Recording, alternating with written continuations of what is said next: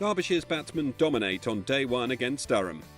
Fourth place Derbyshire hosted Durham in their match this week, the home side desperate for a win, having lost convincingly to Warwickshire in their last fixture. Durham sat ninth in the table and were looking for their second win of the season as the teams took to the field for round 5. The toss was uncontested and Derbyshire batted first, openers Slater and Rees getting off to a fantastic start. Both batsmen played confidently, dominating the Durham attack. The score raced past 50 as both openers continued to play their strokes. The Durham bowlers couldn't find a way through and it wasn't long before Slater brought up his 50 off 72 balls. The batting pair cruised along, taking their opening stand past 100, things not looking good for Durham as lunch was taken, Derbyshire 107 without loss. Re-energised after the interval, the Durham attack looked much more threatening as the afternoon session got underway, and Rivington got the much-needed breakthrough, Clark taking the catch to send Slater packing for 55. Rees looked to push on, but he soon joined his opening partner back in the pavilion, caught behind off Whale for 48. Durham suddenly had momentum, and whilst Madsen took on the bowlers, his new partner Hughes only lasted 8 balls before he was bowled by Whale for a duck. Madsen, unfazed, continued to play with intent and was supported well by new batsman Godalmand, who played some fine shots to take Derbyshire past 150. Godalmand grew in confidence, dispatching the Durham attack, and he cruised to his own 50, his partnership with Madsen reaching 100 as tea was taken, the score 226-3 at tea. Good session for the hosts. Despite the loss of 3 wickets, Durham needed a breakthrough as Godalmand and Madsen returned to the middle for the evening session. The Derbyshire pair picked up where they'd left off though, Madsen soon reaching his half-century, this milestone coming off 93 balls. Just a couple of overs later, his partner Godalmand was out, trapped LBW by Dixon for 61.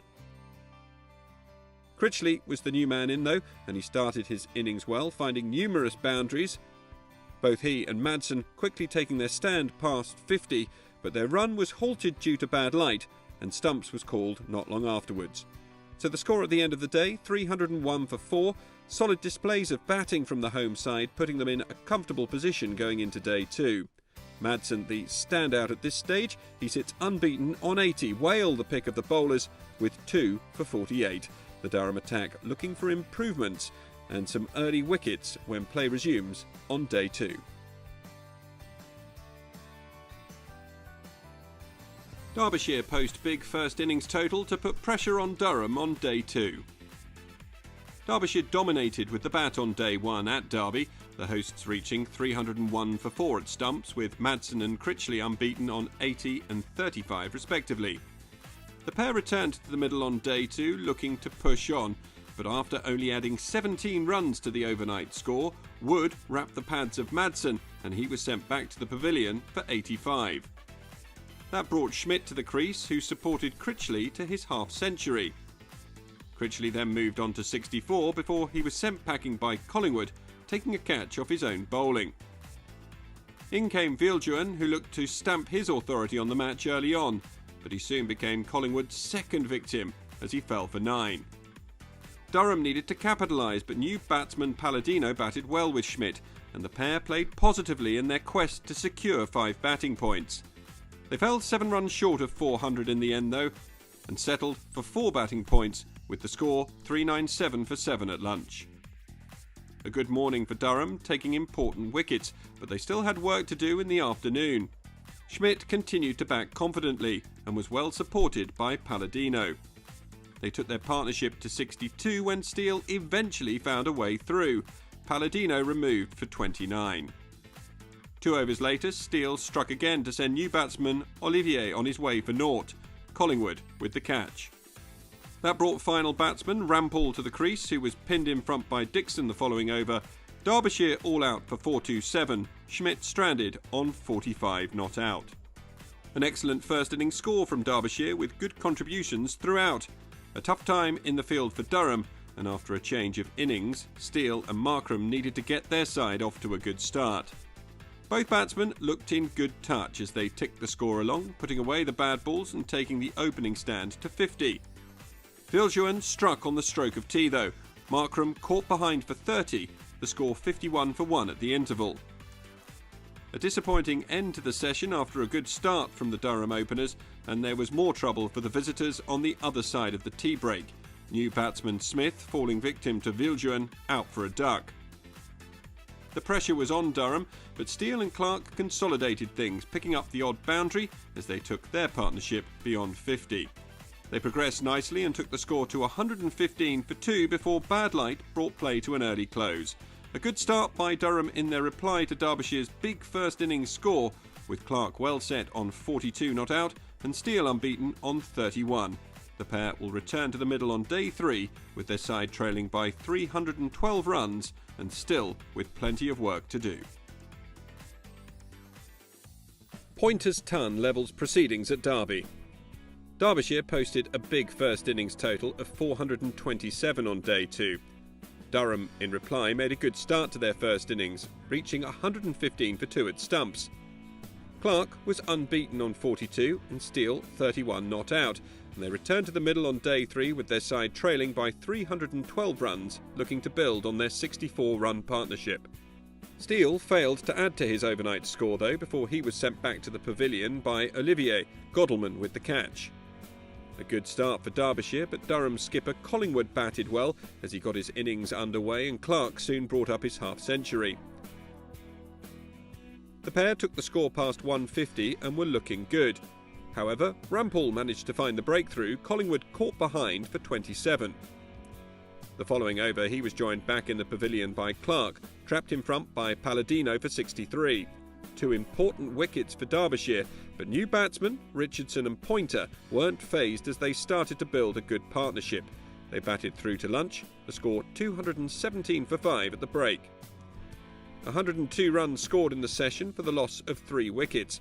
Durham needed a big partnership as the afternoon session got underway, the hosts still trailing by 210. Richardson and Pointer made a steady start, playing themselves back in, and they gradually ticked the score along past 250. They proceeded to bring up their individual half-centuries and pushed on from there. Pointer accelerated, scoring regular boundaries, and Derbyshire grew frustrated, unable to find the breakthrough as Durham cruised past 300. Neither batsman looked likely getting out, and Pointer soon brought up a Class C century, coming off 128 balls. As they returned to the middle for the evening session, the visitors trailed by just 62 runs, and Pointer and Richardson continued to dominate the Derbyshire attack, taking their partnership well beyond 200. Both batsmen were oozing in confidence, and the hosts tired as Durham's score surpassed 400. It wasn't long before Durham took the lead, and Richardson eventually reached his ton. Durham were flying, and it took a good delivery from Olivier to finally bring the 278-run partnership to an end. Pointer gone for an outstanding 170. 3 overs later, Palladino wrapped the pads of Richardson, and he was out for a fine 115. Whale and Wood were the new batsmen at the crease, and they batted well to take the score beyond 500. Palladino eventually got the breakthrough, removing Wood for 13, and the following over Rimington was trapped in front by Madsen for 3. With 1 wicket left, Dixon managed to pick up a couple of boundaries until Whale was caught behind off Palladino, Durham all out for 520. A fantastic effort from the visitors after Derbyshire's intimidating first innings total. Pointer and Richardson the obvious standout performers with their sublime hundreds. A tough time in the field for Derbyshire, and Slater and Rees had to see out a nervy 2 overs before stumps, the score 1 without loss. A bad day for the hosts. Slater and Rees will return to the middle on the final day with their side trailing by 92. A draw the most likely result at this stage, but Durham will continue to fight hard after a brilliant day 3 performance. Derbyshire hold on despite inspired bowling from Wood. Centuries from both Richardson and Pointer helped Durham reach a total of 520 in their first innings on day 3 at the county ground. Derbyshire only had time to put 1 run on the board before close of play with Rees and Slater at the crease. They headed into the final day trailing Durham by 92. The pair didn't waste any time early on, grabbing a series of boundaries.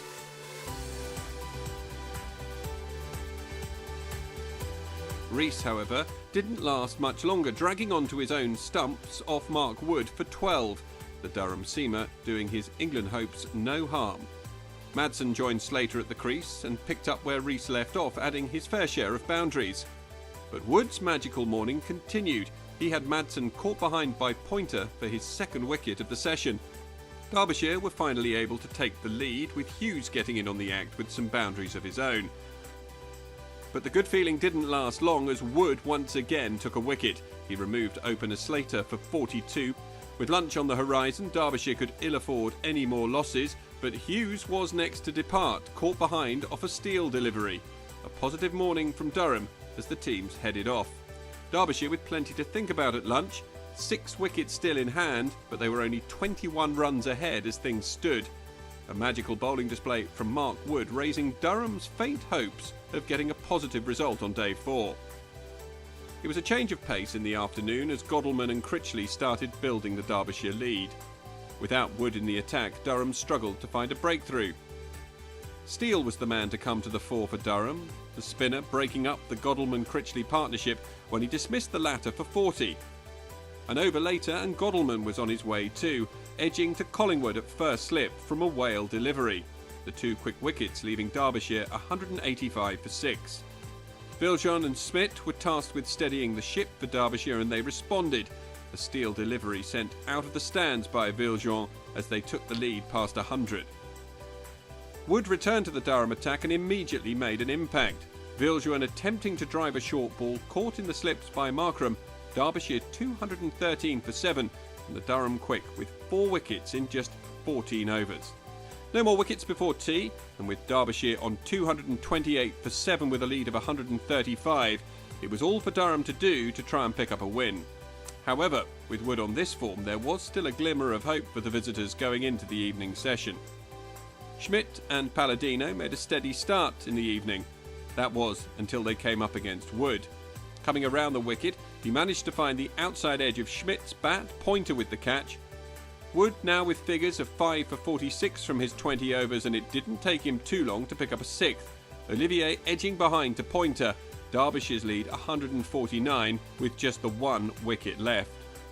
However, Rampal joined Palladino at the crease and the pair went on the offensive in an attempt to take the game beyond Durham whilst at the same time surviving as long as possible.